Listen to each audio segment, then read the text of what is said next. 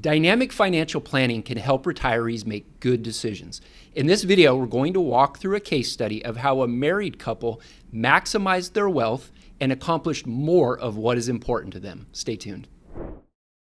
Hey there, it's Anthony and Alex from One Degree Advisors, and if you're new here, we are certified financial planners helping folks with all things retirement, tax, and investments.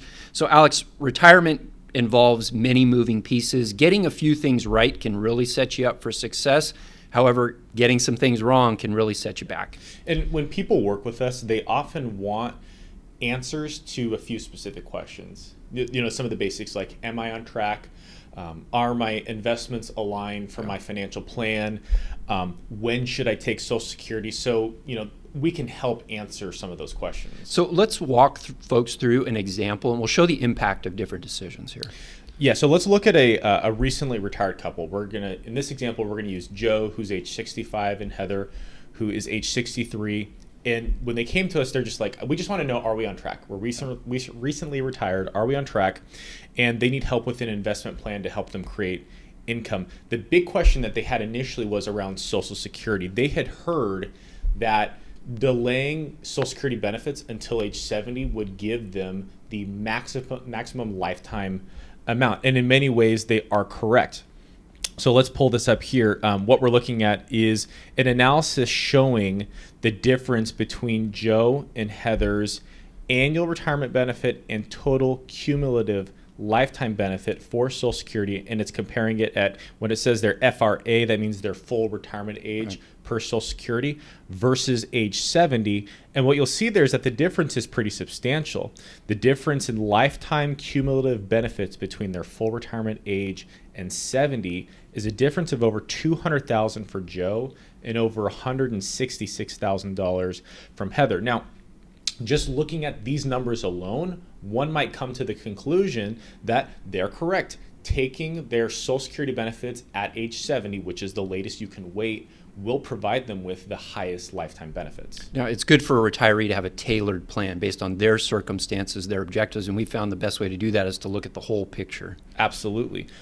Again, let's look at their plan based upon taking benefits at age 70. And what you'll see here is that they do have assets that will last their lifetime. Their plan looks pretty solid. But like you mentioned earlier, the true benefit of planning is not just looking at things in a vacuum, but it's taking into consideration all the multiple components that are involved in a retiree's plan. We're looking at income, expenses, the value of your different portfolios, withdrawal rates, etc. And what we're able to show them here is, after building their plan and looking at all those different factors, if Heather were to take her benefits now, right, around her full retirement age, and Joe were to delay his benefits until age 70, right, a little bit different than what they initially planned, we actually see a higher cumulative lifetime benefit, and their plan looks a lot better. And why is that? There's two main factors. By Heather taking benefits now, they're able to meet more of their current cash flow needs through guaranteed income sources. Okay, so that immediately takes some stress off the portfolio.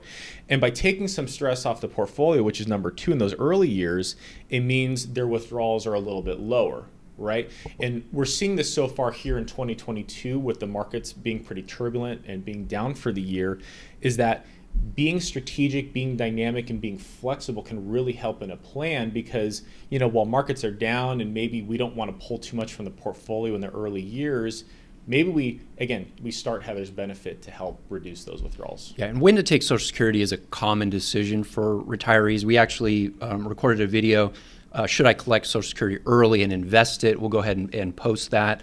But there are other factors and other decisions that people are making all the time. Let's look at some of those. Exactly. Now, like you mentioned, we help expand people's thinking and show them possibilities that they may not have been thinking of before. Joe and Heather, it was really important for them to give and to give to their family. Their family and their grandchildren were really important to them. And so what we showed them is, hey, if you want to, we say, do your giving while you're living, so you're knowing where it's going. That's a Mitch Anthony statement. If you want to do some pre-inheritance instead of leaving it all for the end of your lifetime, what would that look like? And in this case, we're saying, look, if you have 4 grandchildren and you wanted to give $20K to each of them, here's the impact of your plan. You'll see those little gray bars on the far right-hand side. That's kind of like the loss of total portfolio value. And what we're seeing here is that, hey, the plan still looks solid. It still looks good.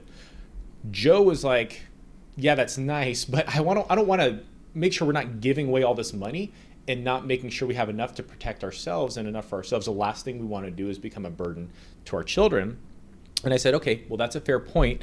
Let's take a look at if we do this giving, and then we also have some things that don't work in your favor. Right. Like investment rates of return are just not as high. Maybe they're a little bit lower going forward. And so we showed them that toggle to say, okay, now here's the benefit. And again, you'll see the gray bar is kind of the loss in total portfolio value. But again, you still see that the plan still looks solid. We're not going to make that decision for them, but we're simply providing information and context to say, here's what's possible. This is a good conversation for you guys to know. Yeah, you're able to show them based on these external factors. If growth rates just aren't as high as we might assume, what if inflation is higher? But then you get into individual decisions. It may not be given to the grandkids. Maybe it's given to charity or to church. Maybe it's buying a second home so that your family can use that throughout the year. Maybe it's selling a rental property. All these types of decisions can be impacted within a plan. And this is why it's not just a plan, but it's a planning process. It's a dynamic process to help make good decisions. Once again, this is Anthony Saffer from 1 Degree Advisors. And if you are going through retirement and you have multiple decisions and you're trying to bring all your finances into a coordinated plan, check us out at onedegreeadvisors.com. We'd love to talk to you.